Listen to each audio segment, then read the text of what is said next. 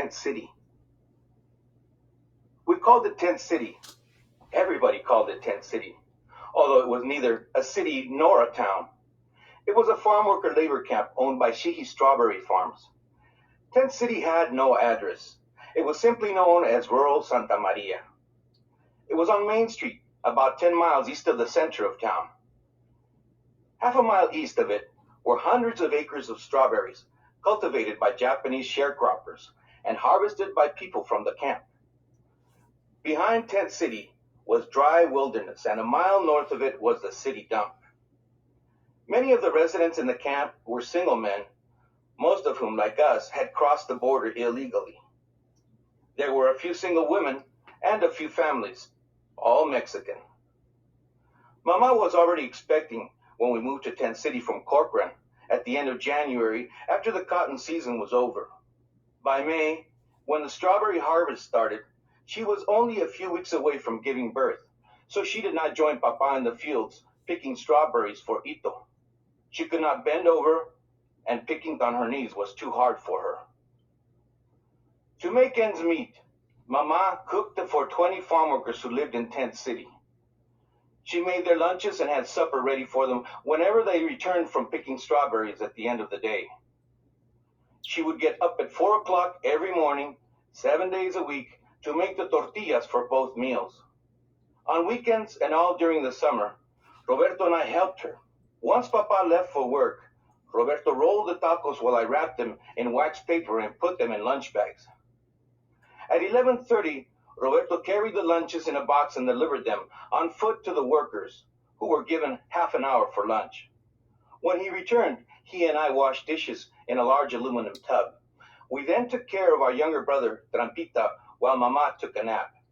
Around 3 o'clock, she would start cooking dinner, which was served from 6 to 7. After supper, Roberto and I cleaned the pots and washed dishes while Mama fed Trampita. On Saturdays, she did all the grocery shopping for the week. Because we did not have an icebox, Papa made one. Every 3 days, he went into town to buy a large block of ice, which he wrapped in burlap and placed inside a hole he dug in the ground by the entrance to our tent. The hole was twice as large as the block of ice, leaving room on all 4 sides and on top for things to be kept cold. Even though Mama was always tired from all the work she did, she made sure everything was ready for the new baby. She asked Papa to seal the base of the tent by piling extra dirt about 6 inches high all around the outside so that animals, especially snakes, could not crawl underneath during the night. When Papa had finished, Mama pleaded with him to build the floor. He agreed, and every evening after he came back from work, he sent Roberto and me to the city dump to look for discarded lumber to build a floor inside our tent. Our trip to the dump was always an adventure. We waited until dusk after the dump caretaker left before raiding for treasures because we had no money to buy them. When he went home in the evenings, the caretaker locked more valuable items, such as clothing, car parts, and broken lamps, in a makeshift shed. The larger pieces, mattresses, box springs, broken pieces of furniture, he left outside, leaning against the storehouse. Besides lumber, I collected books, hoping to read them once I learned how. My favorites were those with pictures. Late one evening, thinking the caretaker had left, Roberto and I sneaked into the dump. The dump keeper, who had hidden behind one of the mounds of rubbish, took us by surprise. He chased us, yelling and cursing in broken Spanish. We were scared and went home empty-handed that night, but we went back several more times until we got enough lumber to complete Mama's floor. We also found pieces of linoleum and laid them over the wood to cover the holes and slivers. The different shapes and colors made the floor look like a quilt. On one of our trips, we found a large wooden box that became the crib for the new baby. Mama took an old Green Army blanket, tore it in half, and lined the box with it. She made a little pillow with stuffing from an old mattress and cloth from a white flour sack. Mama also made sure the entrance to our tent was always closed to keep out the smoke and odor from the camp's garbage dump, located directly in front of our tent, 20 yards away. It was a large rectangular hole dug in the dirt about 6 feet long by 4 feet wide and 3 feet deep. On windy days, the foul smell of the city dump competed with the stench of the tent city dump. The older neighborhood kids killed snakes and threw them in the garbage hole when it was burning and watched them sizzle and squirm. I could not figure out why they twisted and turned in the fire after they were dead. It was as though the fire brought them back to life. Once Trampita got too close to the garbage hole and fell in. Roberto pulled him out. Luckily, it was not burning. From then on, Papa did not let us play near it. When the baby was finally born, Roberto, Trampita, and I were excited to see him, especially because we had worked so hard to get things ready for him. Papa and Mama named him Juan Manuel, but we called him Torito, or Little Bull, because he weighed 10 pounds at birth. He had a chubby round face and curly brown hair. I thought the nickname Torito fitted him because he had a strong grip. I would put 2 of my fingers in his tiny hand, and when I tried pulling away, he would not let go and would kick with both feet. When Mama nursed him, he closed his eyes and played with her hair. Whenever I changed his diaper, I made him laugh by tickling his stomach. I liked playing with Torito because he was always cheerful, and because he helped me forget about the report card I got in early June, a few days before he was born. Miss Calapino, my first grade teacher, said I had to repeat class because I did not know English. About 2 months after he was born, Torito got sick. I knew there was something wrong with him when he cried off and on all during the night. The next morning when I tickled him, he did not even smile. He looked pale. Mama, who had not slept much that night either, touched his forehead. "I think Torito has a fever," she said, a bit flustered. "Please look after him while Roberto and I prepare the lunches." I touched my forehead and then Torito's to see if I could tell the difference. His felt a lot hotter. I then changed his soiled diaper. It smelled terrible. That afternoon, Mama had to change him often. His thighs and bottom got as red as the back of Papa's sunburned neck. By the afternoon of the following day, the aluminum tub was almost filled with soiled diapers. To rinse them, I got water in a bucket from the faucet, which was located a few feet from the outhouse in the middle of the camp. Luckily, I did not have to wait in line too long. Only one woman with 2 buckets was ahead of me. Once she finished, I filled my bucket and carried it back to our tent. I poured the water in the diaper tub and rinsed the diapers with my right hand while I held my nose with my left. Mama then heated water in a pot, poured it into another tub, washed the diapers on a washboard, and hung them up to dry outside on a clothesline Papa made. Mama bathed Torito in cold water several times a day, trying to bring his fever down, but it did not do any good. In the evenings, we prayed for him in front of a faded picture of the Virgen de Guadalupe, which was tied with string to the canvas wall above the mattress. One night, as we were praying, Torito got worse. He stiffened and clenched his arms and legs, and his eyes rolled back. Saliva dribbled from both sides of his mouth. His lips turned purple. He stopped breathing. Thinking he was dead, I started to cry hysterically. Roberto and Mama did too. Trampita got scared and began to whimper. Papa tried to pry open Torito's mouth, but could not. His jaws were locked. Mama picked him up from the box and held him tightly against her chest. "Please, God, don't take him away. Please," Mama repeated over and over again. Torito slowly began to breathe. His arms and legs relaxed. I could see the brown color of his eyes again. We all sighed with relief, wiping our tears with the backs of our hands and crying and laughing at the same time. No one slept well that night. Torito woke up crying several times. The next morning, Mama's eyes were puffy and red. She took a lot longer than usual to make the tortillas and the lunches.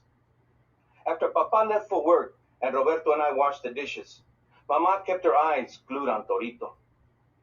She gave him water and tried to nurse him, but she was not producing enough milk, so she prepared him a bottle. By the afternoon, she could hardly keep her head up. Roberto and I convinced her to take a nap while we took care of Torito. Mama had trouble falling asleep. When she finally did, Torito started crying. She jumped out of bed, picked him up in her arms, and rocked him, trying to call him. Once he quieted down, she asked Roberto and me to clean the beans to cook for supper. "That's all we'll have tonight," she said apologetically. "Frijoles de la olla. I hope the boarders don't mind." "They won't," I responded, placing the bean pot on the kerosene stove. That evening, after supper, Mama laid Torito on the mattress to change him. When she pulled the front of the soiled diaper off and saw blood, she screamed to Papa, "Viejo, he's getting worse. Look, there's blood in his stool." Papa rushed over and knelt on the mattress next to Torito, who started to moan. He felt Torito's forehead and stomach. "He still has a fever," Papa said pensively. "His stomach feels hard. Maybe it's something he ate. If he doesn't get better soon, we'll have to take him to the hospital." "But we don't have any money," Mama responded, sobbing and looking sadly at Torito. "We'll borrow or something," Papa said, putting his right arm around Mama's shoulder. Papa was about to continue when Doña Maria, our next-door neighbor, interrupted him. "Can I come in?" she asked, poking her head in the entrance to our tent.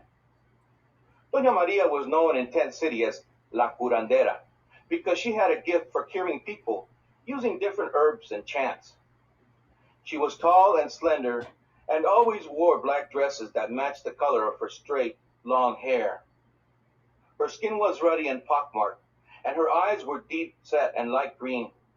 Tied around her waist was a small purple velvet bag that jingled when she walked. "Come in," Papa answered. "I've been hearing your baby cry," Doña Maria continued. "What's wrong with him?" "We don't know," Mama answered. "Could it be the evil eye?" asked Doña Maria, holding the velvet bag in the palm of her left hand. "He is a very handsome child." "El mal de ojo?" "No, I think it's his stomach. It's as hard as a rock. Feel it." Papa responded, bringing the kerosene lamp closer to Torito so she could get a better look at him. Doña Maria gently rubbed Torito's stomach with her bony hand. As soon as she pressed down on it, he groaned and started to cry. She turned him over on his stomach and with her left hand pulled up a fold of skin from his back and then released it. After doing this 3 times, she flipped him over on his back and asked Mama to bring her 3 eggs. She cracked the eggs on his stomach and massaged him gently with them. "The eggs will draw out his sickness," she said confidently. Torito stopped crying. Mama seemed relieved, but I was not. There was something about La Curandera that made me nervous. Moments after Doña Maria left, just as we were getting ready for bed, Torito started moaning. Then he suddenly stopped. There was dead silence. We all looked at each other and rushed to his side. He was as stiff as a board and had stopped breathing. His eyes were rolled back. Mama started weeping. Like Roberto and Trampita, I cried too. I felt very scared. Perhaps Doña Maria made him worse, I thought. Papa quickly picked up Torito, wrapped him in a blanket and yelled, "Vieja, vámonos al hospital." He and Mama ran out and took off in the carcachita. Roberto, Trampita, and I stood there crying. I thought I would never see Torito again. Frightened and confused, I walked outside. It was pitch dark and quiet. I went behind our tent, knelt down on the rocky ground, and prayed for Torito for a very long time, until my parents returned. As soon as I heard the carcachita, I got up from my knees and ran to the front of the tent to meet them. When I saw Mama and Papa without Torito, I panicked. "Is he dead?" I cried out. "No, Panchito. Calm down," Papa answered. "We left him at the hospital." "Is he going to die?" I stammered. "No, he isn't," Mama snapped. "God won't let him. You'll see," she added in a harsh tone. Her face was flushed and her dark eyes were full of tears. I was surprised and puzzled. Why would she be angry at me? That night, I had trouble sleeping, thinking about Torito. Mama and Papa did not sleep either. I heard Mama sobbing every time I woke up and saw Papa smoking one cigarette after another. Early the next morning, Mama said she was going to drive Papa to work. I thought it was strange because Papa always took the car to go pick strawberries. Besides, it was only 5:30. Papa did not have to be at work until 7, and it only took a few minutes to get there. I'll be right back, Mama said, looking at Roberto and me. Be sure to take care of Trampita. I followed my parents to the car, and as Mama was about to get in, I asked, Can we go see Torito when you get back? Mama closed the car door without answering and sped off. Roberto and I went back in the tent. We did not say a word to each other, but each of us knew what the other was thinking. We knelt side by side on the mattress in front of the Virgen de Guadalupe and prayed silently. I was worried and irritated by the time Mama returned. It was around 11. Where were you? I asked angrily. I want to go see Torito. Only if God wills it, she said sadly, putting her arms around Roberto and me.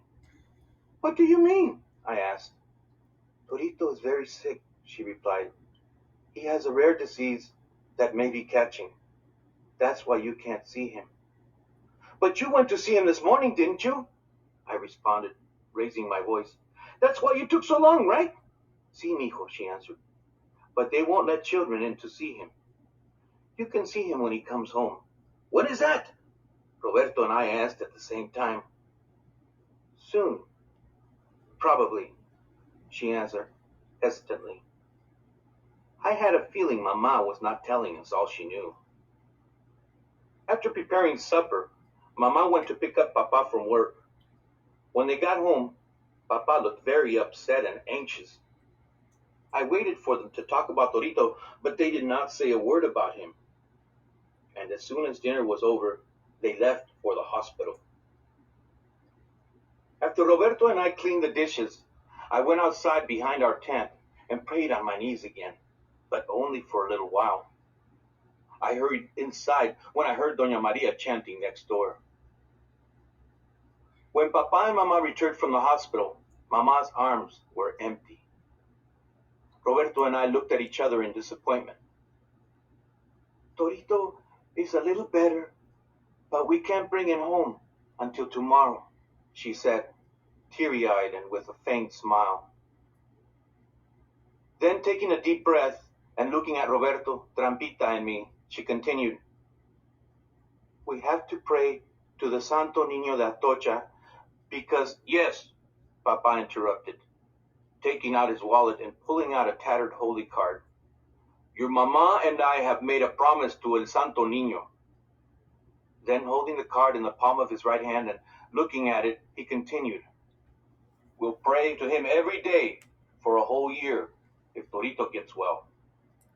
Papa then took a pin from a small tin box where Mama kept her sewing things and pinned the card to the canvas wall above the mattress next to the picture of the Virgen de Guadalupe. On the holy card was a picture of the little Jesus of Atocha, sitting on a wooden chair. He wore sandals, a blue cloak, a short brown cape, and a brim hat to match. In his right hand he carried a basket, and in his left a wooden staff. We all knelt in front of the Santo Niño to pray. Mama always prayed to him whenever one of us got sick, because she said the Holy Child Jesus took care of poor and sick people, especially children. The late hour and the repetition of the prayers made me sleepy. That night, I dreamed about the Santo Niño de Atocha. I was behind our tent, praying on my knees in front of the baby Jesus holy card.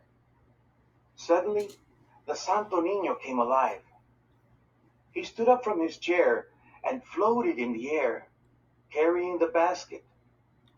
He glided to where I was and placed the basket at my feet and pointed to it. Out of the basket emerged hundreds of tiny white butterflies.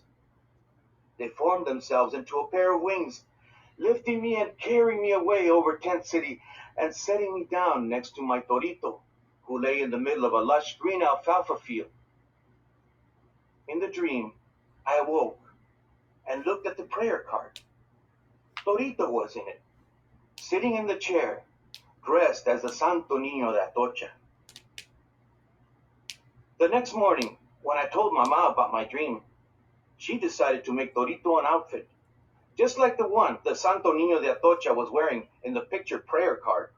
Instead of taking a nap after she made the lunches, she started sewing a cloak using the fabric for one of her blue dresses.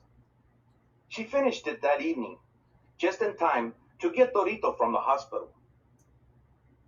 Later that night, when Mama and Papa returned with Torito from the hospital, he was wearing the blue cloak Mama had made him, but he did not look like the Santo Niño in the holy card. Torito was pale and skinny. He moaned when I tickled him. Mama, is Torito still sick? I asked.